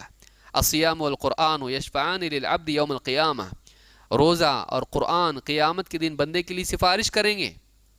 یقول الصیام ای رب، روزہ کہے گا اے میرے رب، انی منعتہ الطعام والشہوات بالنہار فشفعنی فیہ، کہے گا اے اللہ میں نے اس کو دن کے وقت میں کھانے سے اور شہوتوں سے روکے رکھا، نفس کی شہوتوں سے روکے رکھا، اے اللہ میری سفارش اس کے حق میں قبول کرے. وَيَقُولُ الْقُرْآنُ رَبِّ مَنَعْتُهُ النَّوْمَ بِاللَّيْلِ فَشَفِّعْنِي فِيهِ، قرآن کہے گا اے رب میں نے اسے رات میں سونے سے باز رکھا، قیام اللیل یہ کرتا تھا، قرآن پڑھتا تھا، فَشَفِّعْنِي فِيهِ تو میری سفارش اس کے حق میں قبول کر. اللہ کے نبی صلی اللہ علیہ وسلم فرماتے ہیں فَيُشَفَّعَانِ، دونوں کی سفارش قبول کی جائے گی. تو ہم اپنے اوقات کو شہوات میں استعمال نہ کریں، فری ٹائم کو ہم نفس کی لذتوں میں استعمال نہ کریں. بے حیائی کی چیزیں دیکھیں نہیں ہم لوگ، خاص کر کے جو بازار میں بیٹھنے والے لوگ ہیں، تاجر حضرات ہیں، وہ اپنی نگاہوں کی حفاظت کریں، اپنی نگاہوں کی حفاظت کریں. موبائل فون والے اپنی نگاہوں کی حفاظت کریں. تو اس کا اہتمام ہماری زندگی میں ہونا چاہیے، رمضان خراب نہیں ہو ہمارا. اس حدیث کو امام احمد، طبرانی، حاکم اور بہقی نے شعب الایمان میں روایت کیا ہے. اسی طرح سے اس مہینے میں مغفرت کرانے کے لیے خوب کوشش کریں. اللہ کے نبی صلی اللہ علیہ وسلم کی یعنی بد دعا ہے اس آدمی کے لیے جو پورا مہینہ گزر جائے اور اپنی مغفرت نہ کرائے. اللہ کے نبی صلی اللہ علیہ وسلم فرماتے ہیں وَرَغِمَ أَنْفُ رَجُلٍ، اس شخص کی ناک خاک آلود ہو، وہ ناکام و نامراد ہو جائے آدمی. کون؟ دخل علیہ رمضان، اس پر رمضان کا مہینہ آیا، ثم انسلخ، اور چلا بھی گیا. اس پر رمضان کا مہینہ آیا اور چلا بھی گیا، قبل ان یغفر لہ، اس سے پہلے کہ اس کی مغفرت ہو. مغفرت نہیں ہو پائی، پورا مہینہ ملا اس کو، پورے مہینے پا کر بھی اس نے اپنی مغفرت نہ کرائی. ایسا انسان ناکام و نامراد ہو جائے ایسا انسان. تو اللہ کے رسول صلی اللہ علیہ وسلم کی بد دعا ہے، چاہے اس کو آپ خبر مانیں یا بد دعا مانیں، دونوں اعتبار سے یہ چیز بری ہے کہ ایک انسان رمضان کا مہینہ پا کے اپنی مغفرت نہ کرائے. اس حدیث کو امام ترمذی اور حاکم نے روایت کیا ہے. تو یہ چیزیں ہیں جو رمضان کے تعلق سے ہم کو یاد رکھنی چاہیے. اللہ رب العالمین ہم سب کے لیے اس مہینے کو خیر و برکت کا ذریعہ بنائیں اور سلامتی کا مہینہ بنائیں. جو بھی مسائل پچھلے سالوں میں تھے اللہ رب العالمین ان سے ہم سب کی حفاظت کریں، بیماریوں سے، فقر و فاقے سے اور اسی طرح سے مشکلات سے اللہ ہم سب کی حفاظت فرمائیں. ہماری مسجدوں کو آباد کرے اور ہم سب کو صحت اور عافیت سے اللہ تعالیٰ رکھے، اور اس رمضان کو ہمارے لیے مغفرت کا، ایمان کی ترقی کا، تقوی کے اضافے کا ذریعہ بنائیں اور آئندہ زندگی بہتر طور پر جینے والا ہم کو بنائے. اقول ھذا واستغفر اللہ لی ولکم.